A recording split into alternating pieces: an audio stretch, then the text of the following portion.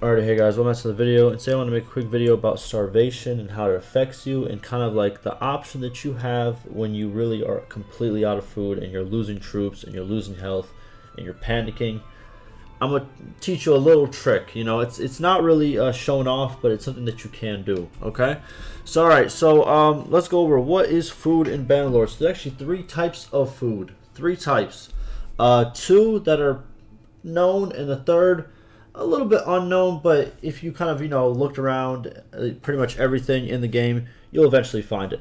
Alright, so let's go in the food tab right over here. We're hovering over it. As you can see, first you have your expected change. You have pretty much how much you need per day based on how many units you have. Your expected change per day, you can see mine is only 8. Then you have your food items. It shows all the food items like the basics, the meat, grain, grapes, fish, olives. These right over here. These boys right over here, the ones, that are pretty much labeled food. Next, you have, as you can see, your livestock. So what is this? This is your hogs, sheep, and your cows. These are food, but they will not be... So pretty much how it works is, first, the stuff labeled food, the meat, grain, meat, grain, grapes, fish, and olives, as you can see, those go first. Those get taken out first. Now, once you're completely out of those food items, then your livestock will be slaughtered and the meat that they give will be used to feed your troops. Okay? So that will be automatically done once all your food items are gone. So also make sure if you are, for example, delivering livestock that you got from one village to a town, it's a popular quest, and there's other quests like that, make sure you have enough food items like meat, grain, grapes, and all that, so you don't actually slaughter the livestock before you get to the town. So make sure you watch out for that. Now, talk about starvation. So starvation starts once these two forms of food are gone, right? And now, let's say for example, let's get rid of them, right? Where is it? Alright, so let's get rid of all of the food. Let me first get rid of this food right here. Okay. So now as you can see, we only have the livestock, right? So now let's forward time. Let me quickly show how much livestock I have. So we got 8, 6, and 2. Alright, now let's wait some time and let's see how fast that goes away. Now we're at 24. As you can see, you got the message. Your party has slaughtered some of the livestock. There you go. We had what, 8, 6, and 2. Now we have 8, 2, and 2. Alright, now let's take these away. And now as you can see, we have no food. So now you usually have a 1-day buffer when it's on 0 until you actually start losing stuff. So let's wait a little bit.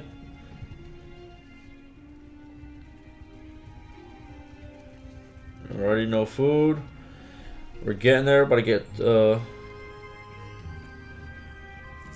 It's kind of awkward to taking my thing right in front of me. Alright, that's kind of cool. So as you can see, your party is starving. So when your party is starving, here's what happens. Your morale is going to go completely down. If you try to get into a fight, your troops are going to retreat very easily because their morale is terrible. Your health will also go down. If your health goes all the way down, there's like a really, really small chance if it hits 0 and it stays on 0 for a long time. There's a I would say a little bit of a chance that you all fall ill. It's a big chance if your character himself is very old. So watch out for that. Also, obviously your troops are going to start leaving because they are starving and they're going to get wounded and they're going to die. So as you can see, if we just wait a little bit longer, you see our wounded is going to go up.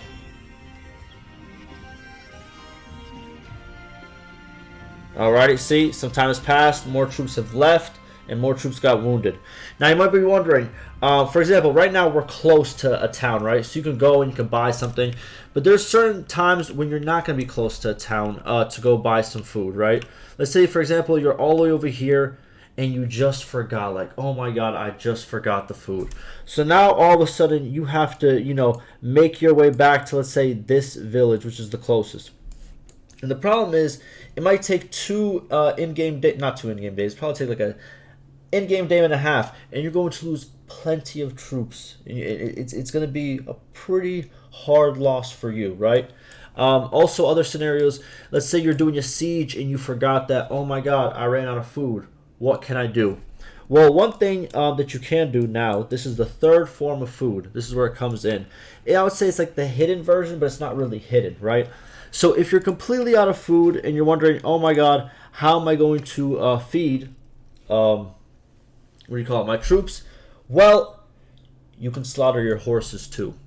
So these aren't considered livestock, they're not.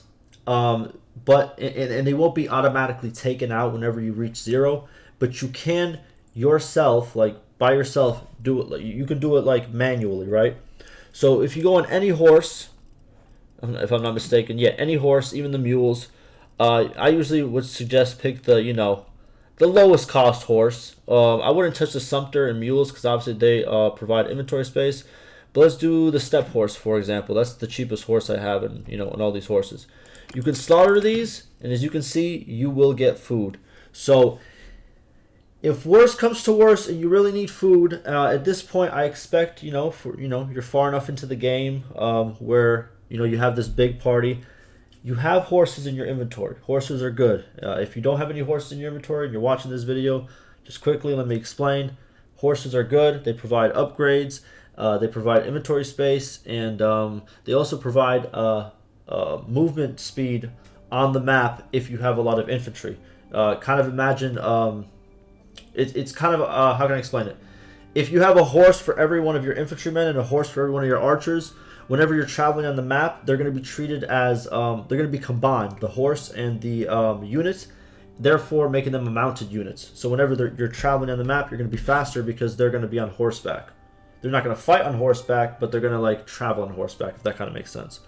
But yeah, that's pretty much it. If you ever get stuck and you ever start losing troops drastically because you forgot food, it does happen every once in a while. Depending if you have a huge amount of troops all of a sudden, they do take a lot to feed. So if you ever comes down to it, you got to slaughter the horses. It is what it is. It happens. But yeah, hopefully that was informative, and I will see you in the next one.